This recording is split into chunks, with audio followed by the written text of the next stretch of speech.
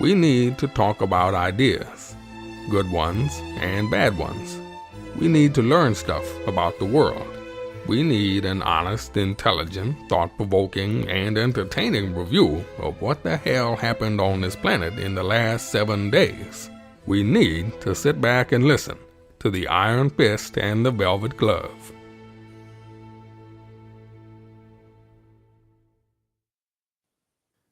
Hello and welcome, dear listener. A special episode for you this week on the Iron Fist and the Velvet Glove. It's myself, Trevor, the Iron Fist, with a couple of representatives from the Socialist Equality Party, returning from a couple of previous appearances on this program. Max Boddy? Max, I should have checked the pronunciation of your surname. Max Boddy or Boddy? How do we pronounce it, Max? Max Boddy. Yeah. Max Boddy.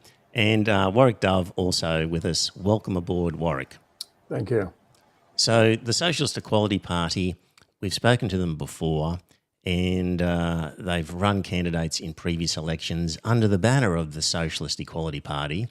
This time they had a problem with party registration, and they're running candidates, but they're not allowed to do so under the banner of the Socialist Equality Party because of registration problems.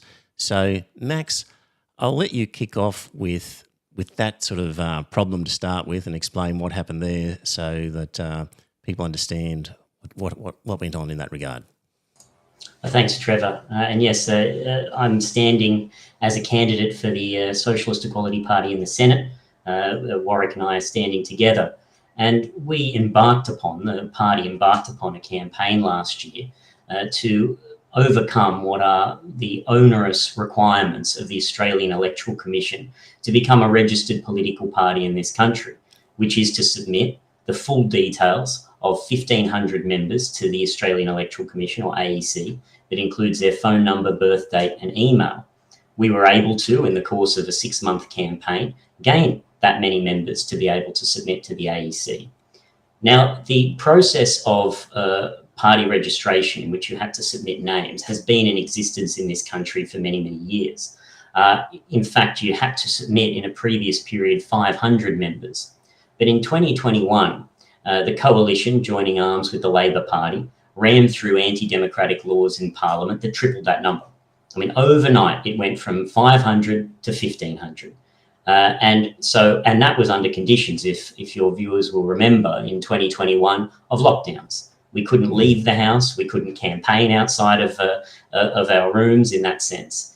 And so we were unable to, despite an important campaign, we got 750 members to reach that requirement. And we, along with an entire raft of different parties, were deregistered.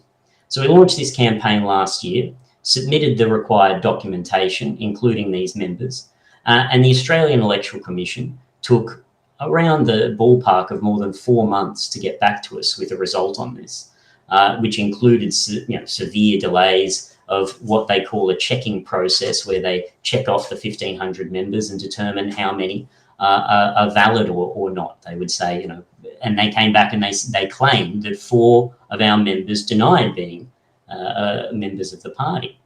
But when we requested the information as to who those 4 were, we were denied that. We requested it through Freedom of Information. We requested it directly of the AEC, and we followed their complaints process. And each time they denied us the right to be able to find out who they were, which is extraordinary when you take a step back.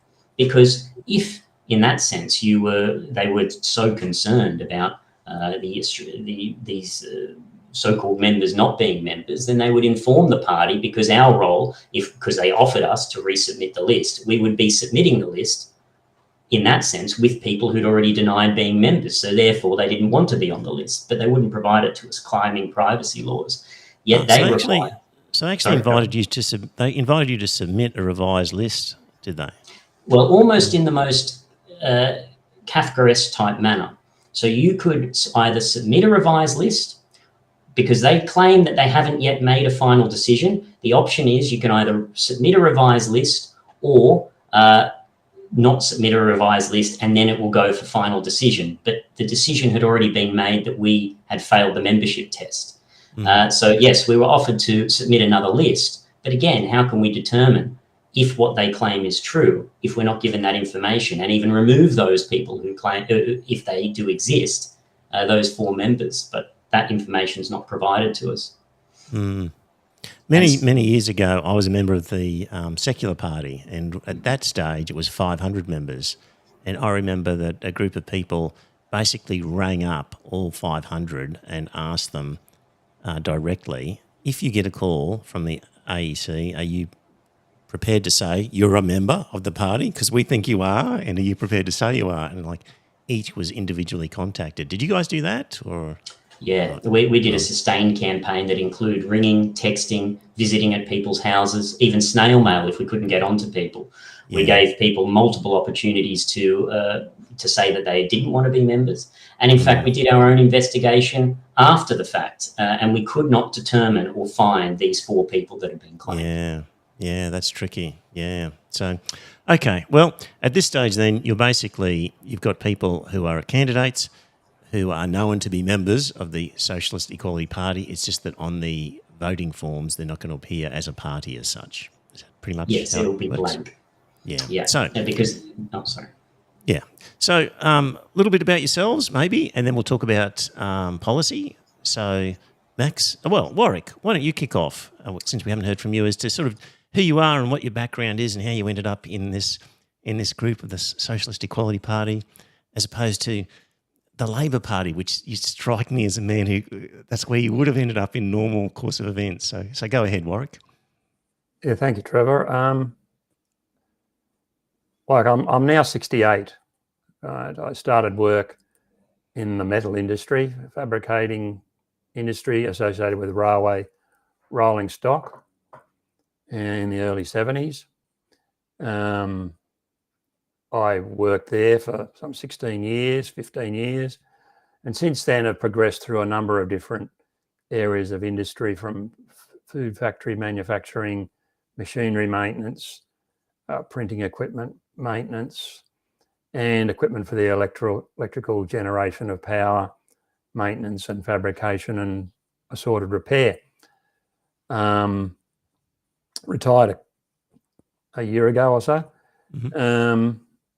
I had been in numbers of industrial campaigns, strikes, confrontations with management in workplaces that had, up to 500 workers at times and 300 workers. Each time I learnt that the trade union officials were completely, let's just say, functioning to try to assist the management to have their goals. They very rarely motivated any actual industrial action for the defence of conditions, and they certainly never acted in a way where they would lead a campaign to improve conditions. Workers that were outspoken were sometimes isolated.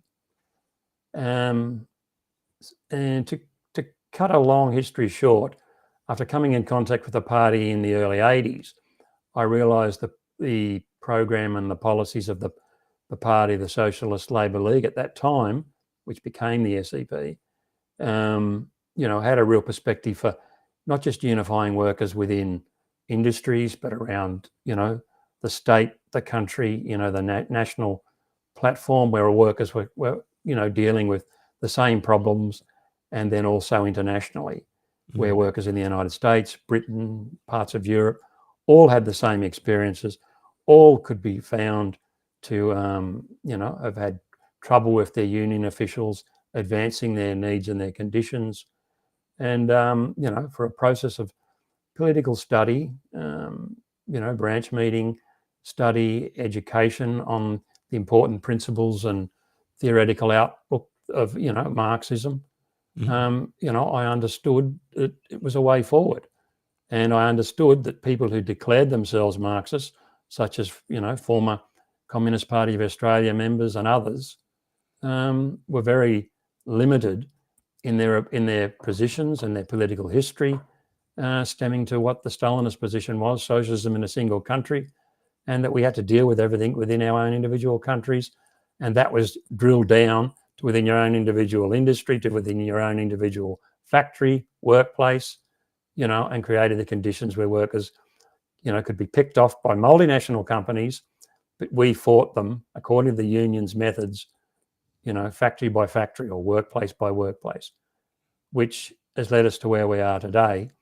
Many workers, outside any political struggle, because they've understood what they saw in their working life, was not a way forward. And that's why the party campaigns to win workers back into political activity, back into the struggle of how workers need to organise. Our rank and file committees and our other forms of struggle, are an important, tool in bringing workers into the political fight again, which many have left. Your experience was that the union movement wasn't supporting workers and was working hand in hand with employers, and I guess allied to that, the Labor Party as well. Was there a time in when the union movement and the Labor Party were working in the best interests of the worker, and did that change, and why? Was there some sort of structural, systemic reason why that shift happened, or were they never looking after the workers? Like, what happened there, do you reckon, historically? Labor and the trade unions have always been a party of reform, an organisation of reform, attempting to get minimal, reforms, concessions from big business and the, bankers, big industrial companies, from everywhere, from the steelworks, from the public transport, shipbuilding, everywhere where it's been at one time strong union representation and militancy of the workers. It's been trying to limit what workers can get and, putting forward a program that we can get a reasonable living under capitalism. That's been their basic policy and program. But, that's period has long gone where reforms could be got. Mm-hmm. And you particularly look at the Hawke-Keating period, where all sorts of schemes were cooked up to, create an accord between the workers, the unions, the employers. That was the first steps taken where, the incorporation of the union with management to create the stakeholder idea where we've all got a stake in this interest of, Australian nationalism, Australian industry. But the way the union bureaucracy use that is that workers have to be continually sacrificed to the primary stakeholder, big business, the owners, the shareholders, and the market. Mm. The more I look at it, it seems like the sort of Hawke-Keating years were just an early Tony Blair sort of phenomena, really, in some sense. Well, they played a big role in workshop by workshop struggles, isolated workers, in struggles where in a slightly earlier period, there was industry-wide struggles. They did have stop work meetings and strikes to defend conditions and advance them. It was all broken up, enterprise bargainings were developed, they're now the famous EBAs, were all sort of, that was a early embryonic form of the development of that form of, workplace agreement, locking workers in for 12 months with minimal, gains in the ability to, defend their conditions. Workers had their hands tied by numerous industrial rules and regulations. You can't do anything outside the bargaining period. Industrial laws were strengthened, and striking and pickets, secondary boycotts, all those things were, crushed, in their usefulness for workers. And they were always limited, but they did play a role. So you would have been active in the Hawke-Keating years. Did you get the sense yourself, this is heading in the wrong direction, guys? What are we doing here? We're abandoning the working class. What's being put in place here is systemically going to cause us issues. Did you have that feeling, or were you sort of swept up in the euphoria of a Labor government that was finally in power again? Well, in my younger period at the workplace, before I joined the party, I could see the workplace was quite large in the railway rolling stock. There were Communist Party, ex-Communist Party members, active Communist Party members, Labor Party members. The workshop had books of union struggles with all sorts of historical, minutes and different aspects of struggle. But as a younger worker, you could see the role that these people played, and the associated union officials had their own role. Some are always considered right-wing, some are considered left-wing. When there was a struggle, all the union officials were combined, but as the right-wing got exposed for their abject acceptance of company needs and demands, the left-wing, more union officials around metalworking, boiler making, metal fabrication, ship work and rolling stock, always came forward to try and drag together the more militant workers and, created the conditions for division, split. But in the end, after wearing people down, which happens in strikes when people are losing money on pickets and that, the end of the day, what supposedly is a victory ends up where workers are back at work with maybe at times small increases in their wage. I mean, in that era, you're talking, a few dollars a week was considered an improvement. You would be on strike, the company would offer you one boot for safety equipment and you had to pay for the other. I mean, it was as ludicrous as that. Right.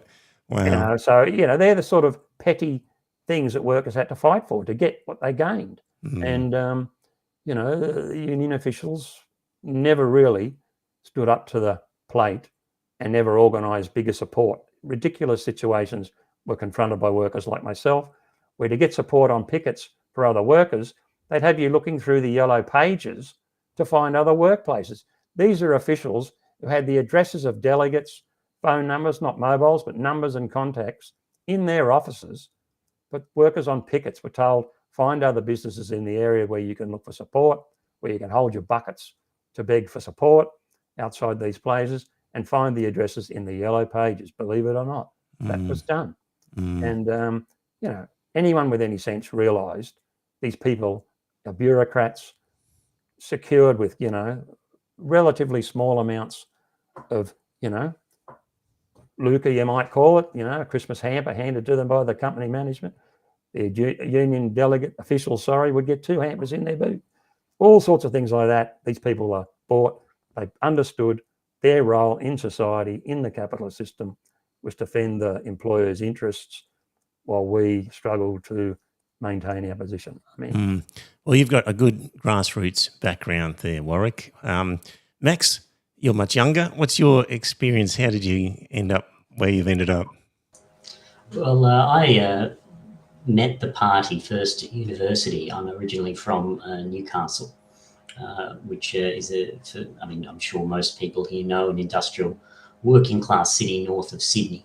But I went to Newcastle University and met the youth section of the Socialist Equality Party, called the International Youth and Students for Social Equality, or IYSSE. I was searching for socialism at the time because I had voted in 2007 for Kevin Rudd. It was my first vote. My family were very much Labor voters, and the idea was the coalition was responsible for all of the horrors that existed before, including the imprisonment of refugees, the barbarity of wars in the Middle East, and the attacks on the conditions of Aboriginal workers. And so I thought, well, vote for Kevin Rudd, that will resolve the issues. And it didn't. In fact, things got worse, progressively worse. And I did hear at one stage some shock jock whose name eludes me called Kevin Rudd a socialist. And I said, oh, that's interesting. What's socialism? And everything I read about it said, oh, well, it only works in theory. Well, I thought capitalism is not working in practice. And so I sought out a socialist party. First meeting, what we call the fake left, pseudo-left organisation at university, called the Socialist Alliance, who flew from one protest politic to the other, and they really had no through line. I found it immensely unattractive. And then I met the IYSSE, and particularly on the question, I raised a question at my first meeting on the conditions of Aboriginal people, and the answer was the question of Aboriginal people, and that is the oppression of Aboriginal people in Australia, is bound up with the question of the working class, and that it is not separate. These aren't separate issues. And that class line was immensely attractive. And I bought my first books there, In Defense of Leon Trotsky, my other books, and began a study of history, and joined the movement at university, and then joined the party eventually.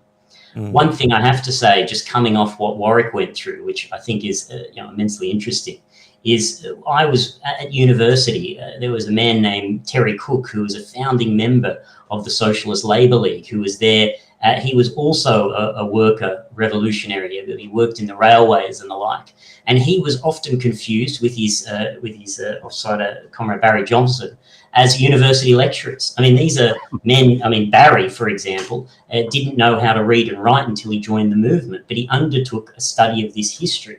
And certainly they were profoundly influential on young people at the university, including myself, of the necessity to turn to the only force capable of changing society. That is the working class. It has within it pregnant a new society, but what it requires is consciousness. And so that's how I joined the movement and have been in the movement ever since.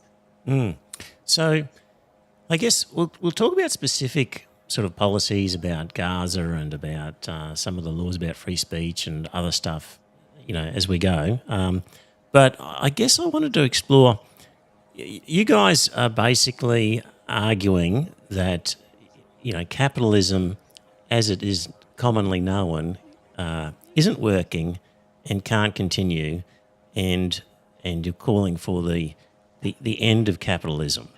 And there'd be a lot of people out there who would think, well, capitalism's the only thing we know, and surely we could just have a soft form of capitalism where the rich are taxed a bit more and the money is distributed a bit better, but the essential market forces and the role of the individual, the plucky individual starting a business and earning a fortune is what's made this country great, sort of thing. I'm putting forward that argument where people would think you guys are quite extreme, and if they're looking for a softer version of what they think a soft version of capitalism would work, and so they might be very tempted by the Greens, for example. So could you explain why that's not enough in your viewpoint and why you have to go the extra step?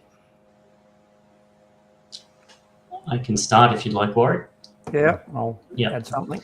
Yeah, I think to begin with, socialism isn't just a better option. Socialism is a necessity. Capitalism leads to war, barbarism, and what youth and workers face now is the end, really, of humanity.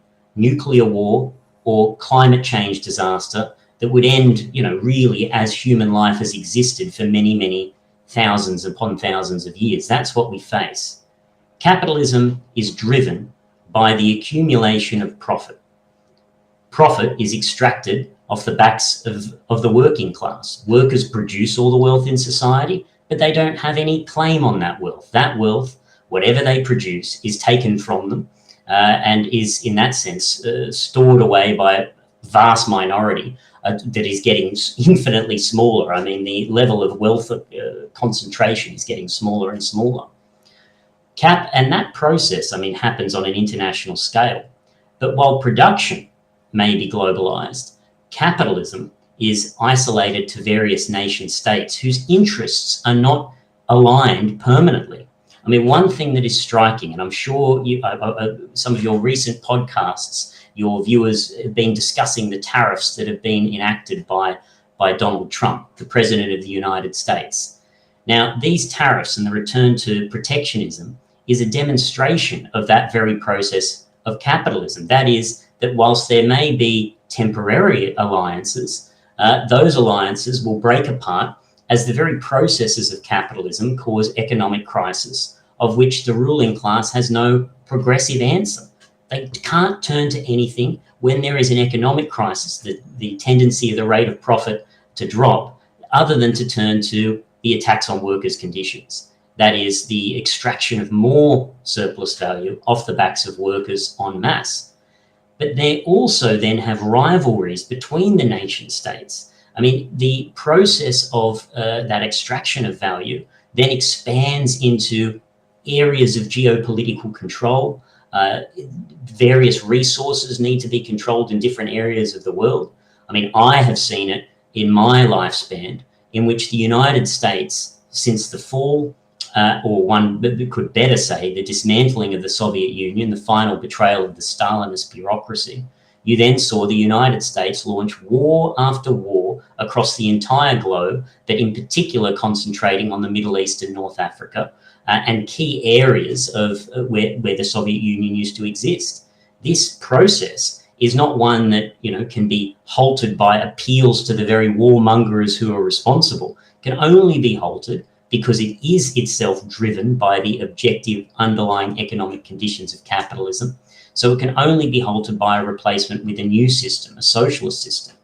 I mean, we are now, Trevor, returning to the period of the early 20th century. And this year marks the 80th anniversary of World War II. And you have a situation in which the same processes are being brought to bear. You have a president in the United States that is attempting to utilize the capitalist state to establish a presidential dictatorship. His administration is fascistic and he has surrounded himself by fascists. That's not an American phenomenon. Those processes we see everywhere as there is a return to authoritarianism and fascism. Capitalism cannot be brought back from the brink. It can only be overthrown. And that process is one that I think history has proved time and time again. There's no kind face that one can turn to. In fact, to tell people that maybe the Labor Party, maybe the Greens is some way forward, I mean, that is a fraud to the point of, in fact, criminally dragging workers and young people back under the very system that has created these disasters that are before mankind today. Just to play devil's advocate, because I'm agreeing with what you're saying, but to play devil's advocate, people would say those nasty communist Chinese, they're warmongering characters, and Putin, he's a communist and he's warmongering. So just because you're not capitalist doesn't mean you can't be a warmongering evil empire seeking to dominate the world. So, that's what people would say. What would you respond to that? Well, both Russia and China, just to begin with, are not communist countries. Their underlying economic processes are that of capitalism and have been for many, many years. The Soviet Union was liquidated by the very individuals that Putin represents, that is, the Stalinist bureaucracy.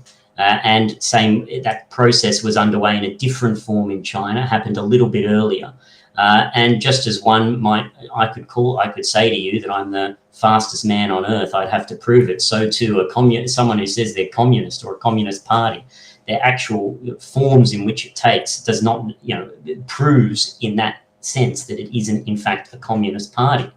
Yeah, but just because it's got communism in the name doesn't mean it's a communist, right? That's right. Yeah. And one has to return to the question of history, because what you raise there is the fundamental question. What was the Soviet Union? Because, even though Stalinism in that sense and the Soviet Union no longer exists, the great lie that Stalinism was the continuation of the Russian Revolution is still what has to be tackled today. It had to be tackled in Warwick's day with workers he was speaking to. It has to be tackled today with workers that we speak to and young people. We are the Australian section of the International Committee of the Fourth International.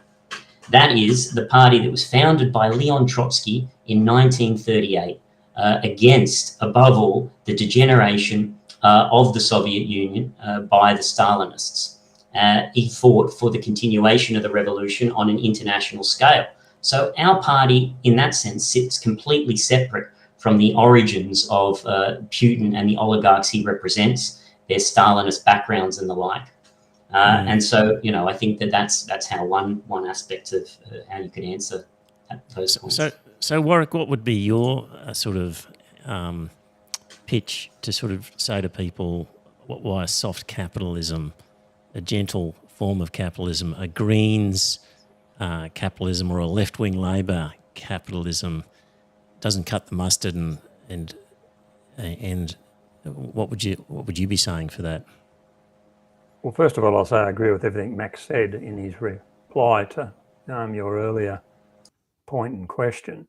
Look, the Labor Party and, the Greens with their electoral parties, with the way they shift backwards and forwards with preferences when necessary to, bolster up via preferences to maintain a Labor seat. I mean, these organisations function to assist the capitalist class to get a stable government or a stable regime in power when necessary to maintain the status quo. I mean, the Greens in no shape or form are a party for the working class. You know, whatever can be done in their side of the environment and the discussion there, it can't be done in area by area. The environment and the ideas of the Green, you know, original talk of politics can only be done under a socialist program where, you know, the pollutions to the planet, the difficulties of the environment from all, you know, the oceans, the land, everywhere, has to be dealt with on an international basis. And that can only be done outside of capitalism. I mean, the Greens support the remilitarization of some of the European countries. I mean, the Greens in coalition with Christian Democrats and others in Germany in particular, you know, are backing the full rearmament of German capitalism. Mm-hmm. You know, I mean, the crisis now because of tariffs that's been created in a very short period with tariff war, large German factories which made VWs and Audis look like they might be retooling to military equipment. I mean, that's a real possibility. The German ruling class have said they've now got to step up to the plate and vastly increase their military spending. And for the German ruling class, as it was when the rise of Hitler, resources are a key question. You know, limited natural resources. Where did they look previously in a period of when they tried to expand German capital? Was towards the east. You know, the resources of the Soviet Union at the time.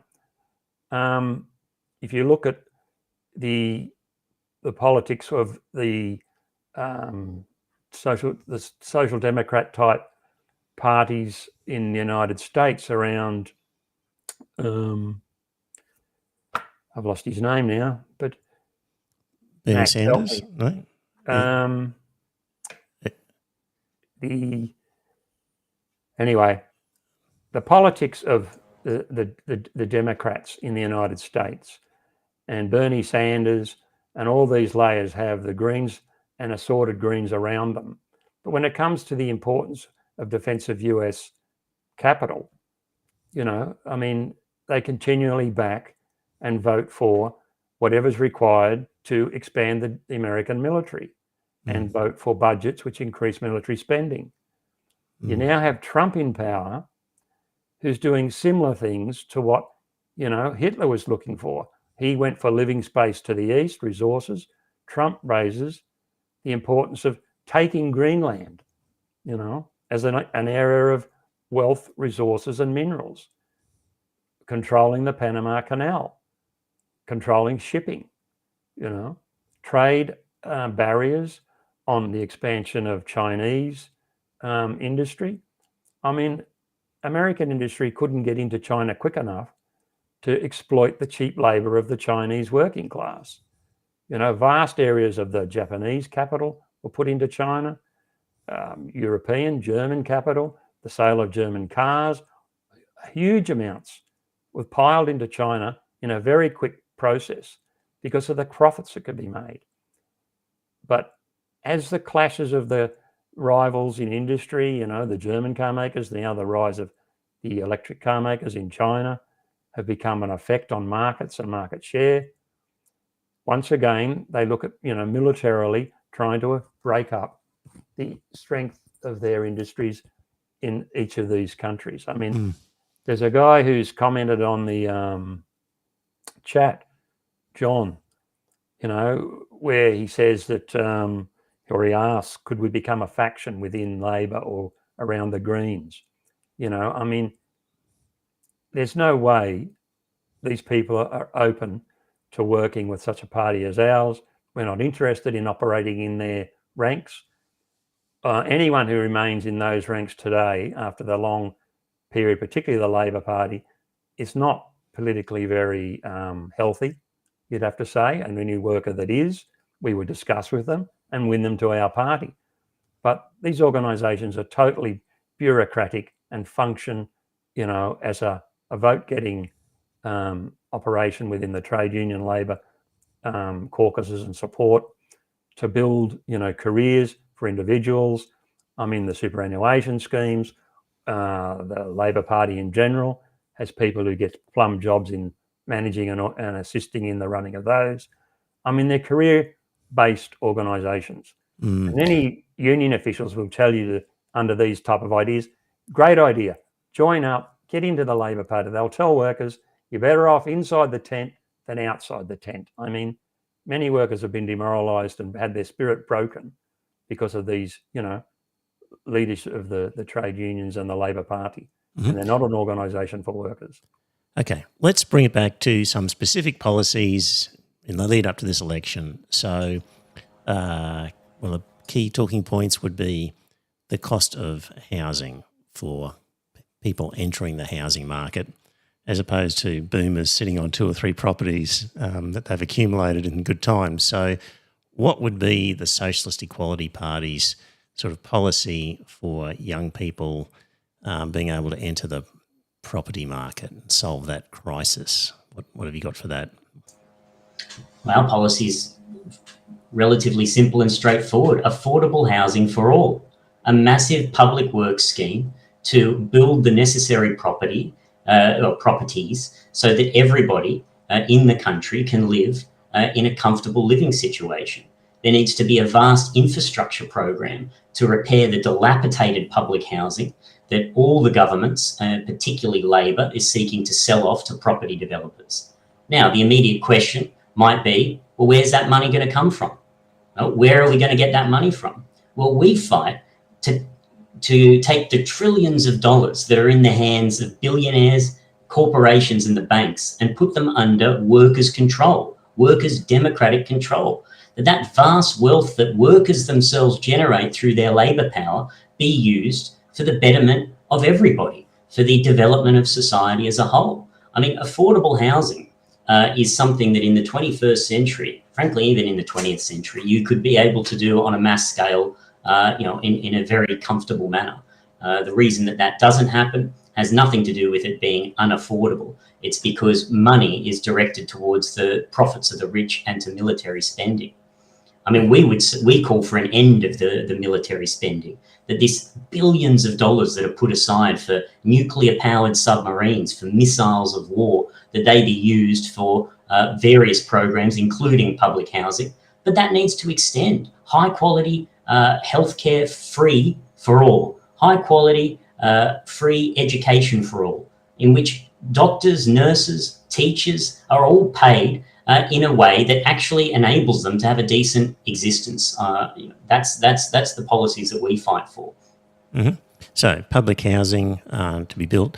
Any change to the tax structures for negative gearing and capital gains tax concessions and that sort of stuff? Anything specific there? Look, in terms of the specifics of negative gearing and the like, I mean, our position is much more bound up with the broader systemic issues that need to be addressed. I mean, you're not really going to change any of the conditions that face the millions of workers and young people looking for housing by tweaking a tax arrangement here or there.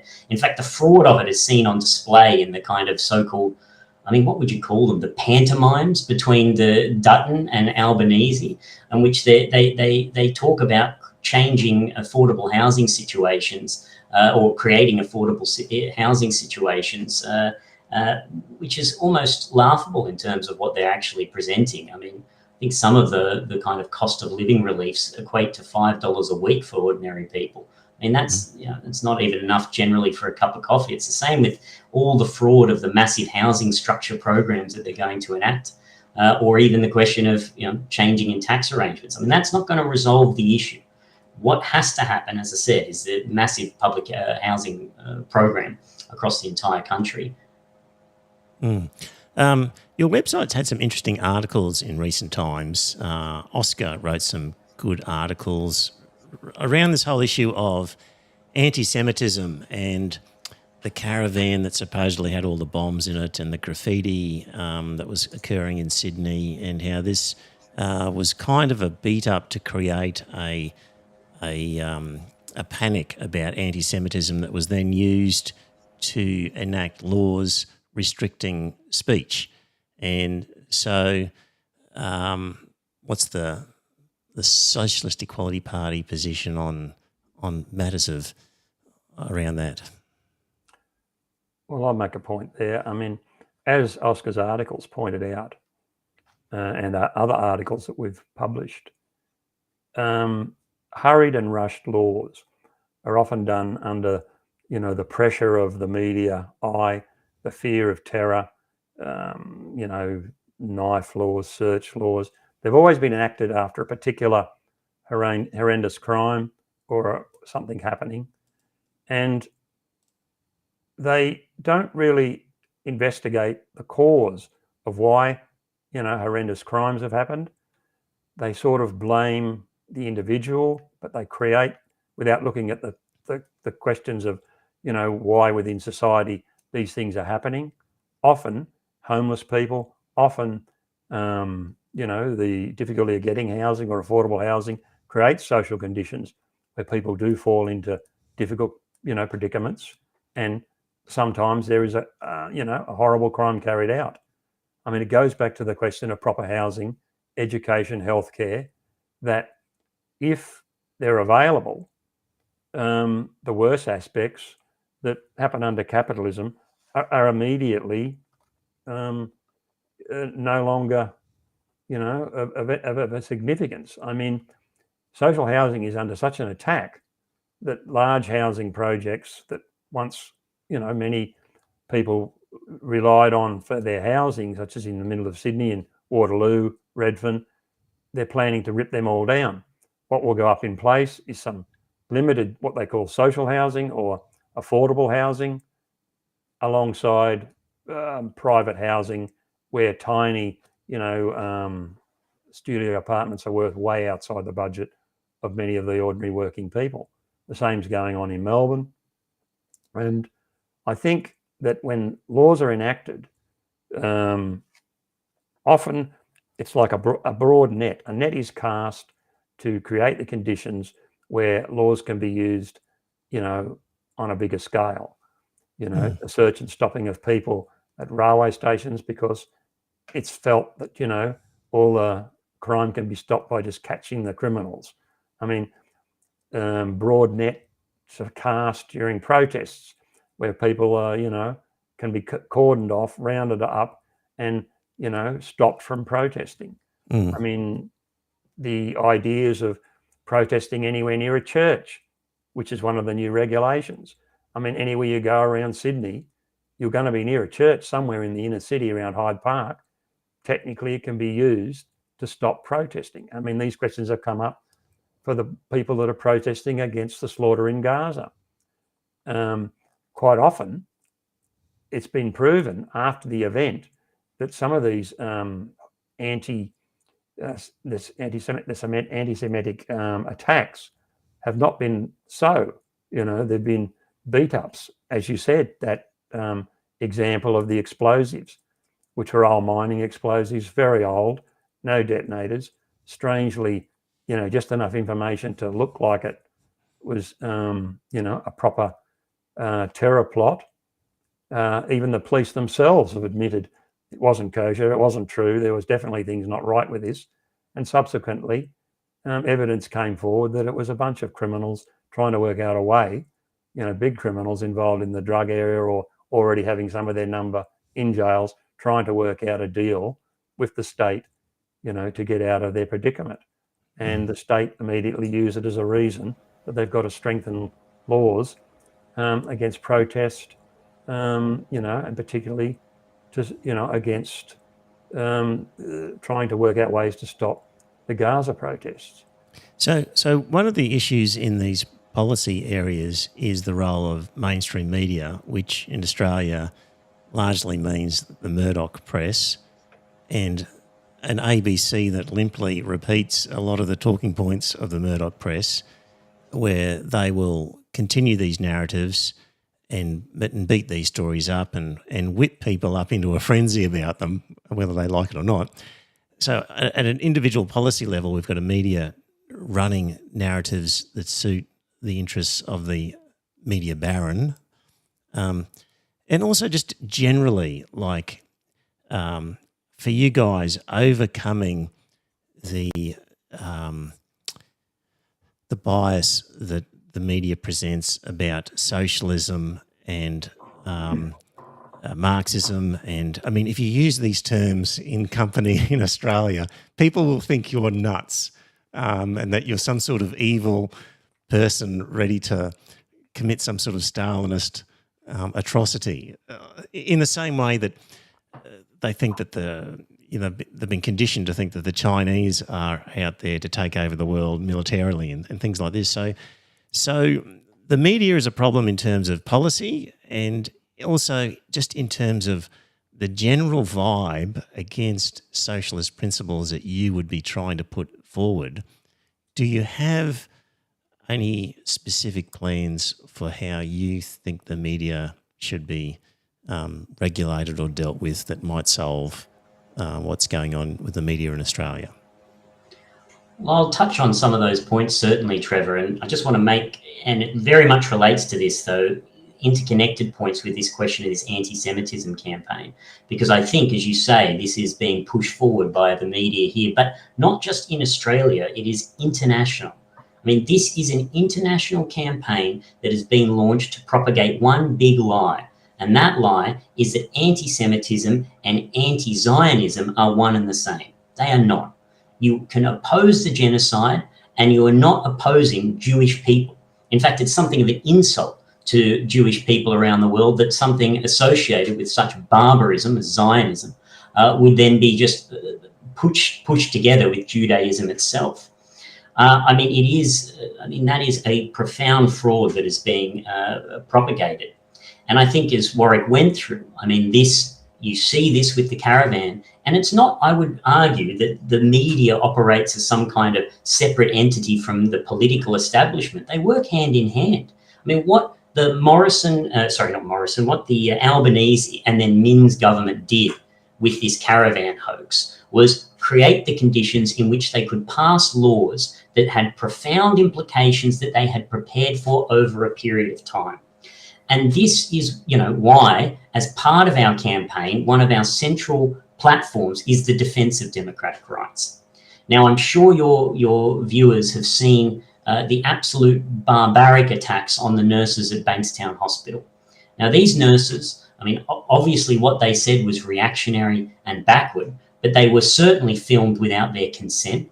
The filming of this interaction on chat roulette was then plastered across the media. The union, the Nurses and Midwives Association, or the New South Wales Nurses and Midwives Association, threw them to the wolves. In fact, worse than that, facilitated the attack by the next day calling action in New South Wales to condemn these nurses, whose entire lives, let's not forget, have been eviscerated. Now, this is not something that is going to be isolated just to these nurses. What is being prepared here is a broad attack against the democratic rights of all workers and young people who oppose the political establishment. That's what they're trying to enact and bring forward. It's not just going to begin, it's starting on Gaza, but it will spread. And already we're beginning to see examples of that.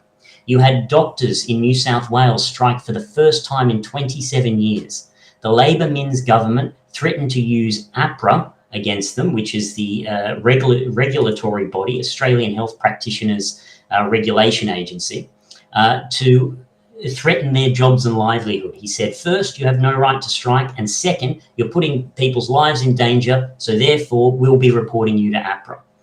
That is what is being created now across the country. And the media, the corporate media, these corporate juggernauts that are also worth billions and need to be expropriated by the working class, just as banks and other corporations do. These organizations play a very direct role because they speak for the ruling class. They speak for the oligarchy. I think, and in connection to that, the one aspect that you can see with the way the media operates is a profound disconnect from the actual experiences of workers and what they're putting forward. I mean, war becomes almost the great unmentionable. The whole election campaign is being constructed as if the entire world doesn't exist, that the world crisis that is now ongoing doesn't exist, but it is filtering in. It is profoundly impacting not only the situation in Australia, but the situation of the living conditions of workers who, often, there are all these points that are being made about workers and the lucky country. I mean, that is very much not the experience of workers. I mean, the land of milk and honey no longer exists in the same way. Conditions are worsening. So, I think what we're seeing with the role of the media in conjunction with the government is to create an atmosphere of profound oppression in which any expression of opposition to the political establishment will be responded to with imprisonment and deportation. And you don't have to look far to see exactly where this is going. Look at what is occurring now in the United States under the Trump administration. You have students being ripped off the street by unmarked ICE patrol cars. You have students who participated in protests being threatened with deportation. And in fact, what's being enacted now in the United States is essentially the conception of thought crime. If you think something against the government and there is evidence of that, then the government has the right to imprison you and deport you. And at the moment, our sister party, because we are an international party in the United States, is fighting a concerted campaign against the deportation of Khalil, who is a Columbian University student, who is facing this exact prospect. And you are seeing now how the capitalist state, particularly in the upper echelons, are rubber stamping these processes. So just want to make some of those points. But that is why our platform very much is defend democratic rights, which also means a repeal of all these anti-democratic laws, including those that have been enacted for the question of minor parties. I mean, we fight for their repeal, and that is bound up in our program in this election. So the answer to regulating or controlling these media groups like the Murdoch media empire, for example, is bound up in your overarching sort of policy of the return of the value of these companies to the people, and a sort of a transfer of ownership from the oligarchs somehow to the working class. Is that it? Like the newspaper would no longer be owned by Rupert Murdoch's family, but by just ordinary people. Is that right? Yeah, I mean, in essence, yeah. I mean, the workers need to take. I mean, look, and journalists themselves are being massively destroyed in terms of their conditions. They can't write the truth, and if they do try and stick their head up, go on. Yeah. So remind me again, Max. How does this happen? This massive transfer of ownership from the ruling class to the general population. Are we talking some sort of violent revolution that this has to take place in? How do you see that happening? Well, we are a party of, in that sense, revolutionary optimism. We began the discussion in which we were talking about how capitalism creates the conditions for war and the ending of mankind. But that same process that gives rise to war and the ending of mankind also gives rise to its opposite. Workers are beginning to see the problems within capitalist society. They are beginning to understand that what they confront is not merely this or that government official, this or that union bureaucrat, but the entire system itself. And what you are beginning to see, and will see come to the fore very rapidly in the next period. I mean, we are in, a period of profound convulsions. Workers will enter into mass struggle outside of the normal means of containment, that is, the Labor Party, the union bureaucracies, etc. But they go into struggle without a pre-laid plan. It's not worked out. That's where a revolutionary party, our party is required to take on the head of that revolutionary movement. Workers need, above all, consciousness. And so what we fight to do is to build our party, is to build the Socialist Equality Party. More members that have, in that sense, studied these great historical questions are prepared to lead the working class under conditions of these profound changes. I mean, the option that really is before the world is not a question of democracy or socialism, but it's fascism, world war, or socialism. And so that process is one that is objective in terms of its processes underlying the surface, but the critical factor, as we say, the subjective factor, is a party to lead it. So Socialist Equality Party rides a wave and gets genuine political power some way or another. Is it like you pass a law and, okay, on the 30th of June, the share ownership of News Corp will be forcibly transferred from current owners to all employees in some share arrangement? How does it actually happen? How does this transfer of wealth from the current owners, the oligarchs, to the people happen? I can make some more points. Do you want to make any points at this stage, Warwick? I will in a second. You just finish with a few points. I think it is a process of revolution in which the working class seizes the means of production. They seize, through the process of revolution, those various means of production that is used to develop the world. I mean, whatever it be, factories, newspapers, various other corporations. I mean, that process is one that, in that sense, is not done through an enacting of a law on our end or what have you. There is a process of insurrection that's required. I mean, as we are the party of Leon Trotsky and the Bolsheviks, we very much look at the history of the Russian Revolution, the very processes that were underway there before they seized power. And it was a process. But the critical element in all of this is not us totting up a date now where something or other occurs, but the development of revolutionary consciousness amongst workers. It means, speaking to workers as we have in our election platform now, while they're in strike action, while industrial action is occurring, we are intervening, we are raising to workers and warning them of what is coming down the line for them. We are seeking to build, outside of the union bureaucracy, independent rank and file committees of workers. So that means workers that can discuss democratically what is required for them, to interconnect with workers within their own state, within their own field, but also across the country. We raised this with the doctors who were striking last week. We warned them. We said, as ASMOF, which is the union that covers the doctors, we said they will sell you out. And the doctors said, this is the first strike in 27 years. They looked around and said, we won't be stopped. Friday last week, ASMOF entered into agreements with the New South Wales Min's government, and they shut down strikes now for 3 months. Over. No more strike action. That's the agreement. And so all of a sudden, this momentum of workers is cut off, but there'll be workers who are drawing conclusions. And so we seek to develop them through the formation, as I said, of independent rank and file committees of workers, which link up with workers not just in this country, but internationally. It's why we've established the International Workers' Alliance of Rank and File Committees. Okay, but their conscience is heightened and they become aware of what's required.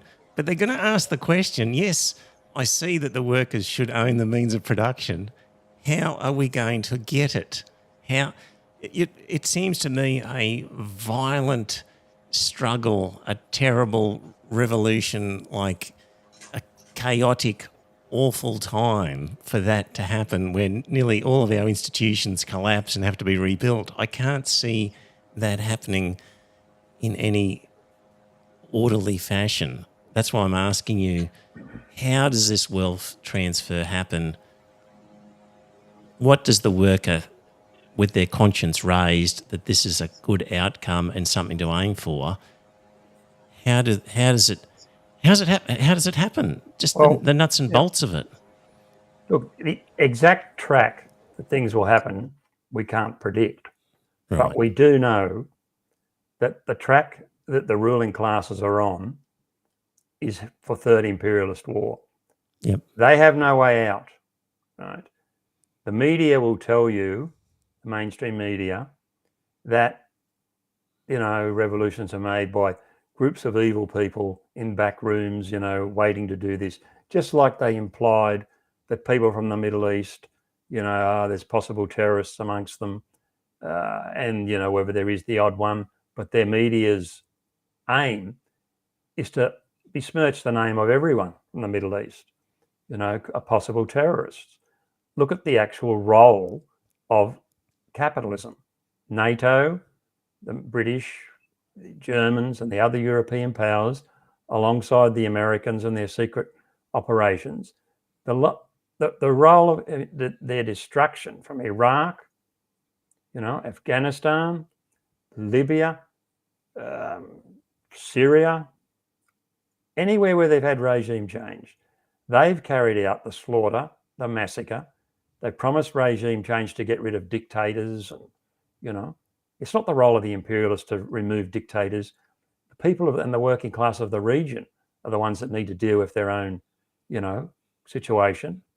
The American ruling class moves in, not for to make freedom for these hundreds of millions of people in these areas, but to control the resources, smash up their countries.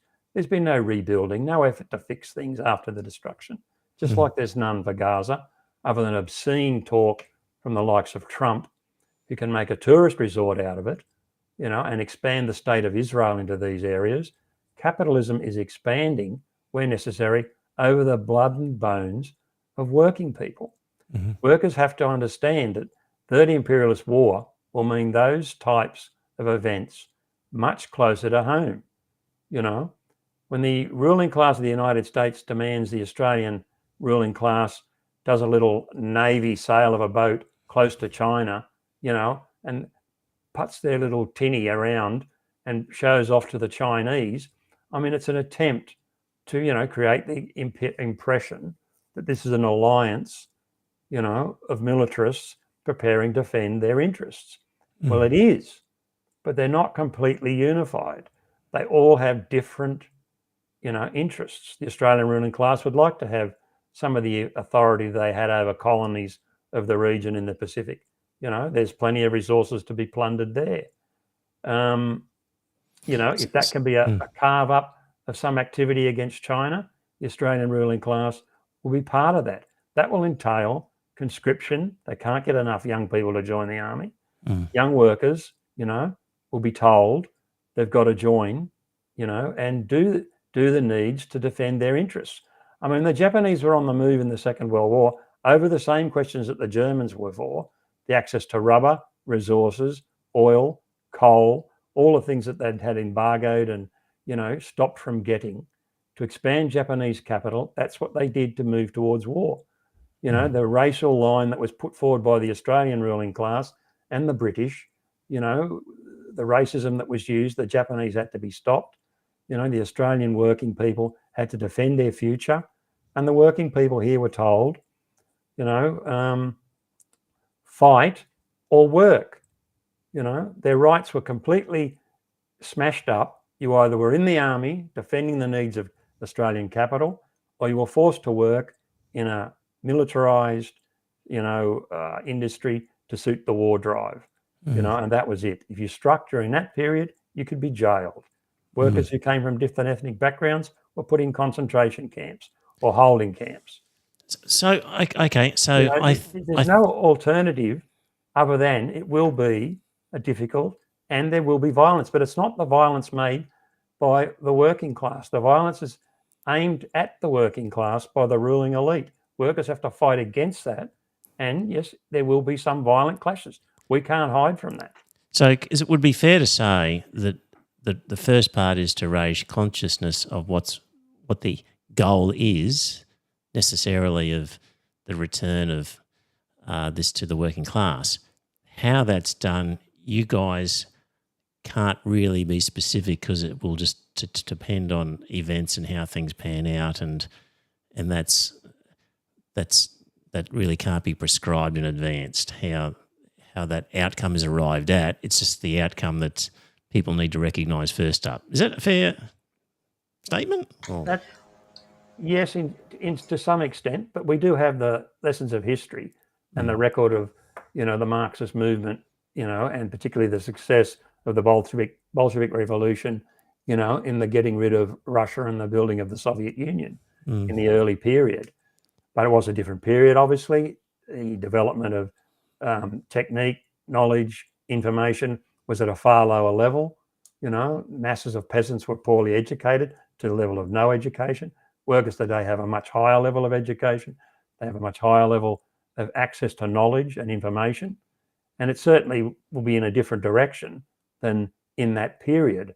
And with correct leadership and sizable party cadre, it's obvious, that things will develop in a much different way than historically in the past. But, the struggle will determine how certain things go. We don't demand workers do a certain thing. We put forward a program and an explanation of the historical lessons of the past, and we fight to win workers to the scientific understanding with Marxism of where capitalism goes and how, nation against nation is their method of sorting things out. I'll just point out an article we published on the 12th, or the 13th actually. Germany, next government plans more weapons for Kiev and a war economy and conscription. In that article, there's comments the German ruling class are saying all other areas of economic spending have to be subordinated to military spending. And here we were just talking about housing, healthcare, all that is part of that sentence, and it'll be the exact same here. AUKUS spending for the subs, if they ever get manufactured, will be an enormous amount of money that can only come from, the backs of the working class, while healthcare, the things we've also discussed tonight, suffer, and workers will learn from bitter experiences, that while weapons of war are accumulated in the harbour, if it gets that far, drones, missiles are being manufactured in Australia. There's attempts to expand that manufacturing. There's all sorts of other weapons of war being manufactured here now. It's all kept quiet. The ruling class would have you believe the biggest danger for everyone is a knife on the street. We're confronting, weapons of mass destruction in the hands of the ruling class, which would be turned against workers from other countries when necessary, and I think that's where workers have to really, aim their thinking and their, understanding that the experiences of the past, the dangers of nuclear weapons, the ruling class, are experimenting with small-scale nuclear weapons, limited effect, limited yield.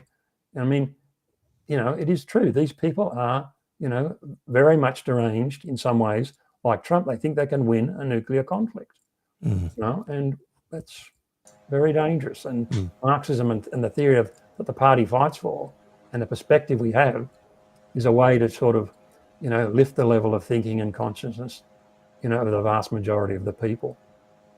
Max, the traditional left, we'll wrap this up in the next sort of 5 or 10 minutes, but just quickly, the traditional left in recent times has turned to identity politics, basically looking at gender and sex and ethnicity and issues like that, where people fight for the rights of their particular cultural group or gender group or other sort of siloed group rather than the broader interests of the working class. So I've got a particular beef with that attitude, but you want to make some comment just on that sort of theory and failing of the traditional left? It's turned to identity politics. If you feel like it, touch on The Voice as well in your sort of spiel about that issue, and then we'll try and wrap it up after that. Well, yeah, our party opposes identity politics. It is not the politics of the working class. It is the politics of a layer of the upper middle class privileged sections whose very existence is bound up with the perpetuation of the capitalist system. It's why they seek at the end of the day, not the ending of capitalism, but a better seat at the table, a bigger slice of pie. You see that in various aspects, affirmative action, various positions identified for individuals based on their identity. I mean, one point, and I can make a brief point on the Voice campaign. I mean, our party, the Socialist Equality Party, fought for an active boycott campaign. We opposed both the yes and the no camp. They all agreed on one thing, both yes and no. That is that they covered over the real issues that were facing the working class and facing the working class in this country and internationally. That was the fundamental question of war. They both agreed that war, imperialist war, must continue and expand. And they both saw their camp as being the way to perpetuate and develop that. The Yes camp sought to enshrine within the Australian Constitution an extra parliamentary body made up of these wealthy and privileged layers of the Aboriginal elite that would oversee vast distribution of wealth and continue the oppression of both the Aboriginal and non-Aboriginal working class in various areas around the country, in particular key locations for the establishment of military bases and the expansion of war against China, the US-led war against China that Australia is a key ally in. The No camp also stirred up the most backward racist elements to try and create and continue the development of far-right forces in this country, which are seen to be utilised as a way, again, to attack the conditions of workers. I mean, in that sense, to kind of make a final point to return to what you were raising before, we tell workers the truth. Mankind faces an existential threat, the danger of World War III, of nuclear war and nuclear holocaust. What all the other political parties will not tell you, will not tell workers, is the truth that there is no national solution to, say, the Greens and their points on environmentalism. There's no national solution to the crisis of war. Just as a nation can't determine on its own the atmosphere, it has to be from a global approach. And there is only one force within society that has within it the potential to do that, and that is the working class. The working class has to begin to form independent committees, rank and file committees, to take back, in that sense, what's stolen from them. The wealth of the ruling class is stolen from the working class through the very processes of capitalism itself, and so it has to be defended. The working class is also the largest class in society. It is growing. I mean, you now have the development of super cities like nothing ever before seen in human history. The conditions that Warwick was recounting back in the early 20th century have vastly changed in those years. So has obviously the weapons of war and the danger, but so too has the potential for a new society, a truly global society made up of workers around the world organising on a logical, planned economy for the betterment of all mankind. And I think that is an essential component of our campaign, the independent political party of the working class, the Socialist Equality Party. And that's why we ask for people to vote for us. I mean, we run in these elections. We aren't, under any illusion that we're going to get into Parliament in this by March 3rd. We know that come March 3rd, nothing will change for the conditions of workers, whether Labor gets in, the coalition, or some amalgamation of a minority government that the ruling class is deathly fearful of. Whatever comes March 3rd, they will continue the agenda of war and austerity. But what is required, and why we do fight in elections, is because it is a period where workers and young people are beginning to think differently. They're beginning to question what's before them. And we call on all of them who are listening to attend our meetings, to join our party, and to, above all, take up the fight for world socialist revolution through a study of this history. So, that's our party. That's what we fight for in this election. That sounds like a pretty good wrap up to finish off with. Warwick, do you want to add anything to that, or are you happy with that? No, I think that's a very good way of finishing. I mean, I agree with everything Max said. And I think it's important that those that are here tonight listening in get onto our website, wsws.org, and start to look at some of the many articles and the back catalogue of articles we have, dealing with many of these questions and topics. And I think it's been a very important discussion. And I thank you for having us on, Trevor. Well, you're very welcome. It's good to have a a solid discussion about issues. So I appreciate that. Thank you, Max. Thank you, Warwick. Thanks to the people in the chat room.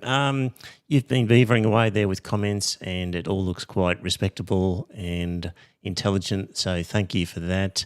If this is the first time you've seen this podcast, the Iron Fist and the Velvet Glove, we do it every Monday night, 7:30, talk about news and politics, sex and religion, all the things that you're not supposed to talk about at a dinner party. So normally there's a panel, myself, Joe and Scott. So join us next week if you feel inclined. Good luck, gentlemen, in the election, and we'll talk to everybody next week on this podcast. Bye for now.